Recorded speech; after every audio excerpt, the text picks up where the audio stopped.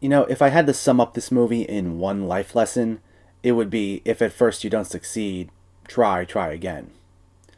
So we all know what happened last time DC tried doing a movie like this.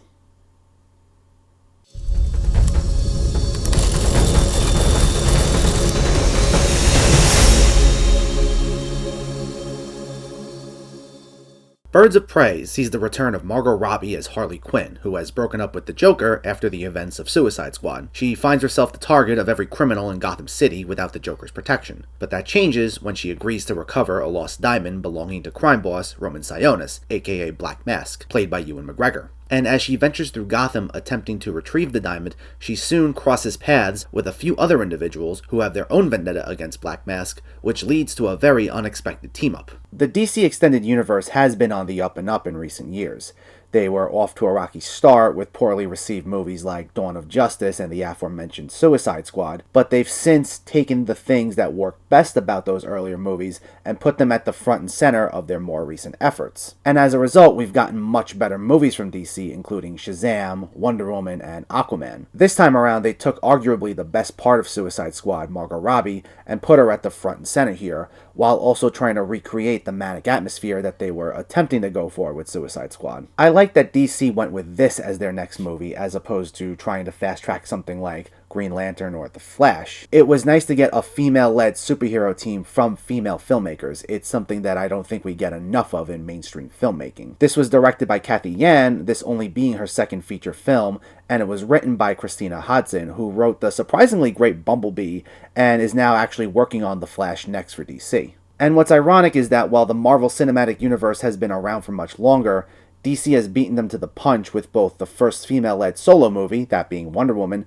and now the first all-female team-up movie. And like with Wonder Woman, this was once again another step in the right direction for DC. So, let's jump right into it. This is my review of Birds of Prey.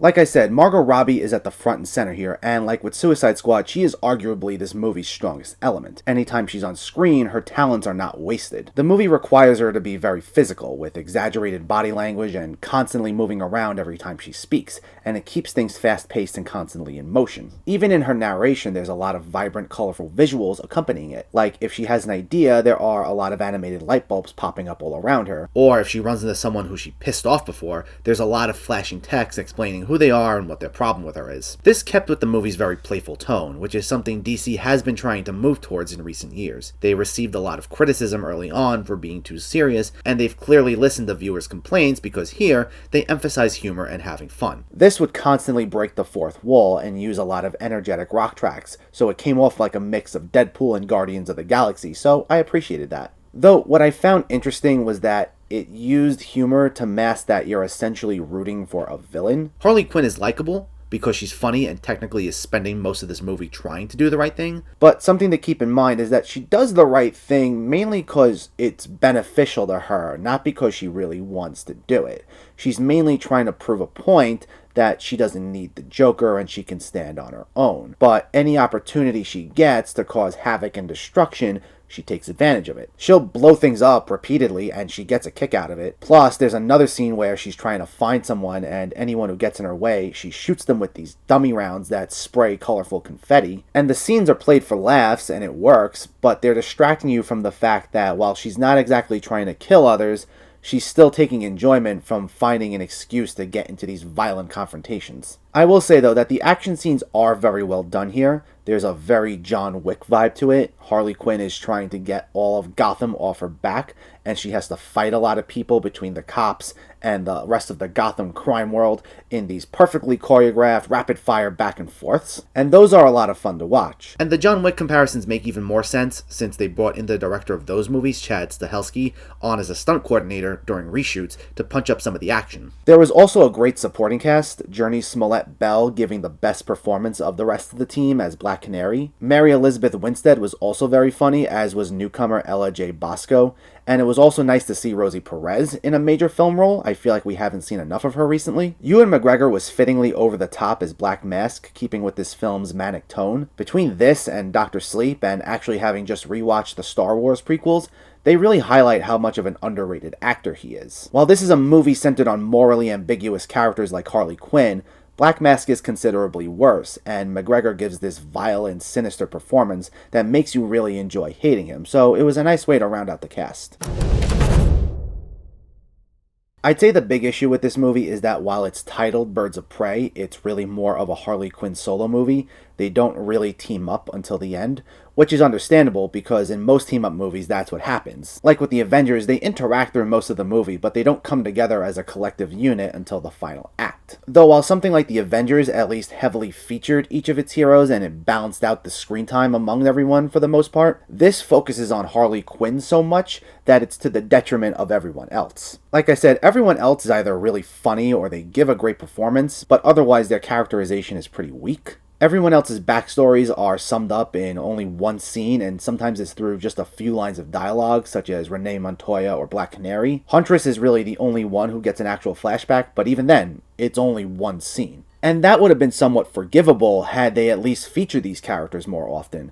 There are long stretches where you won't see some of them that you almost forget about them. Like, Huntress shows up a few times briefly at the beginning, and then she really doesn't come back around until the end of the movie. And Black Canary, there's a great storyline where they show her having to work for Black Mask against her will, and showing her struggling with that, and then they just drop that halfway through, and she doesn't really get to do much again until the end of the movie. And that issue partially lies with how this movie's framed. Since this is narrated by Harley Quinn, it moves around in the style of how she thinks, and sometimes that's very unfocused. Like, there are times where we're watching something, and she'll stop everything and say, "Hold up, in order to understand this, we gotta go back." And it goes back to this time period a few hours earlier, but the movie goes on for like another 10 to 15 minutes before it catches itself back up to where she stopped us. In that regard, it's sometimes a little hard to follow. Even as great as Ewan McGregor was, there really wasn't anything interesting about Black Mask. He's just this guy who goes around torturing and killing people.